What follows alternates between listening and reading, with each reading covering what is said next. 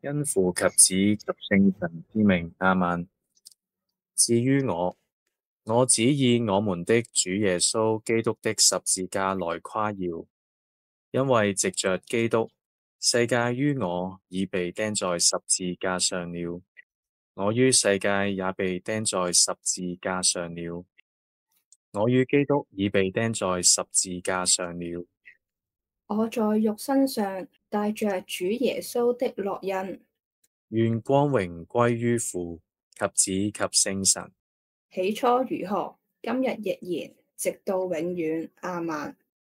至親愛的會祖聖方濟，藉着我們的主和救主耶穌基督的聖傷，即刻在你身上活的烙印，我請求你幫助我獲得虔敬和獻身之神，對貧窮謙卑及克己的熱愛，對我的罪痛心疾首，身體與靈魂未染污的潔淨，對天主旨意的信服和恒心至死遵守的恩寵，請替我轉求，好使我能忠實奉行你聖善的會規，並恰當地活出我的聖召。真福的會祖，在我生命末刻來到時，請你與耶穌、瑪利亞和若瑟駕臨我的身旁，使我能聖善地去世，並能永遠加入你天上光榮子女的行列中。亞孟。真福會祖聖方濟，請為我們祈禱，使我們堪當承受基督的恩許。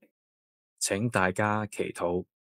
天主，你把真福聖方濟賜給我們作指引和導師，以追隨你唯一聖子的足印。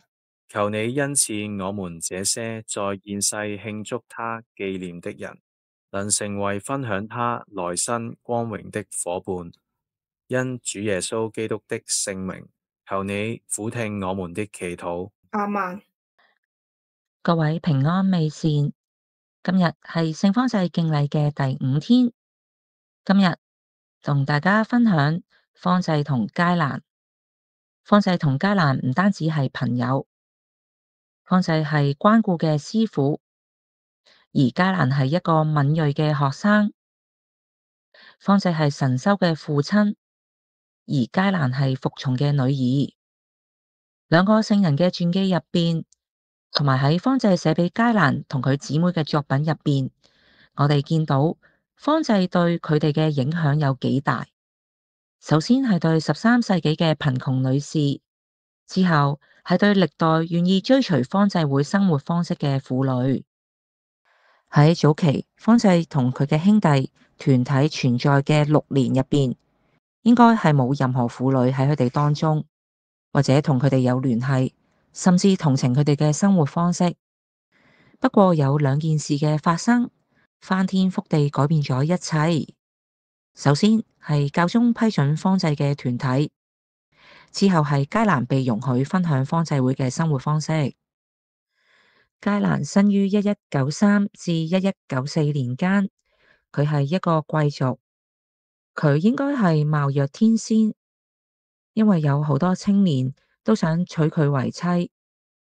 不過當呢位17歲嘅少女有一日聽到方濟談論到追隨貧窮被釘嘅基督嘅時候，就決志要跟隨佢嘅方表。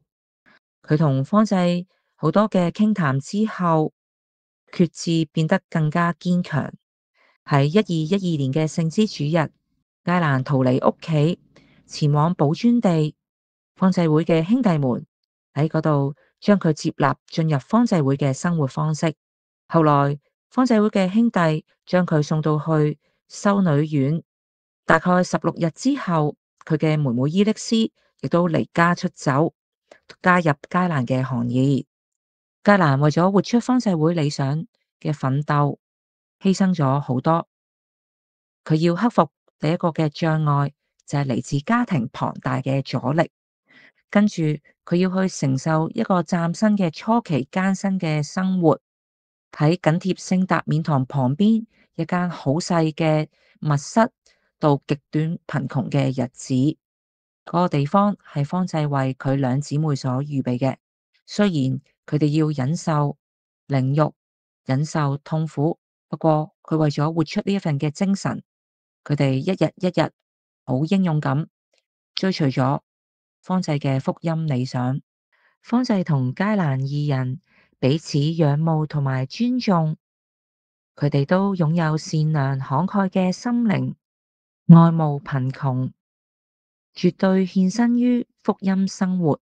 佳蘭喺自己嘅遺囑入面自稱做聖方濟嘅小草，而方濟係佢力量嘅支柱。因為自從佳蘭踏足福音之道開始，方濟一直都係佢嘅旅途上嘅嚮導。佳蘭將自己嘅生命奉獻俾方濟會理想，不過佢經過長期同埋奮力嘅抗爭，多番嘅乞求、堅持、忍耐，佢同姊妹到方濟會貧窮生活嘅簡短文件先獲得批准。最後，佳蘭自己撰寫嘅會規獲得批准，喺1253年8月11日，佳蘭手持呢一份啱啱獲得教宗伊諾森4世批准嘅會規而離世。佳蘭確實係方濟真真正正嘅弟子，因為當第一會兄弟喺13世紀遭逢嚴重嘅分裂時，佳蘭同佢嘅姊妹們毫不動搖咁繼續恪守福音貧窮，一如方濟所願意嘅，從未偏離過方濟會之道。點解佳蘭被視為徹底忠於方濟會理想嘅人物呢？而我哋又點樣學習佳蘭咁樣喺今日嘅物質主義世界入邊，堅持保存方濟會運動嘅基本要素呢？在拉維納山上被印上5雙的聖方濟啊，世界看望你，這幅被釘耶穌的聖像畫，他需要你那顆向天主及他人開放的心，你那對光禿禿而傷痕累累的腳，你那雙在懇求中高舉且被刺穿的手，他渴望你那甚為脆弱，卻因福音德能而變得強而有力的聲音。聖方濟啊，請幫助這年代的人了解罪的邪惡，而且在悔改中尋求淨化。請幫助他們從那壓迫今天社會的罪惡之根本結構中獲得自由，在那些政府官員的良知中重現國家間和民族間所急切需求的和平，在青少年身上傾注你生命的清新，使他們有能力抗拒許多致死的文化之羅網。聖方濟啊，為那些被各種邪惡所傷害的人，請教導他們有能力寬恕的喜樂。對所有因痛苦、飢餓和戰火而被折磨的人，請你為他們重開希望之門。阿們。願主與你們同在，也與你的心靈同在。願上主祝福你，保護你。阿們。願上主的慈顏光照你，仁慈待你。阿們。願上主轉面垂顧你，賜你平安。阿們。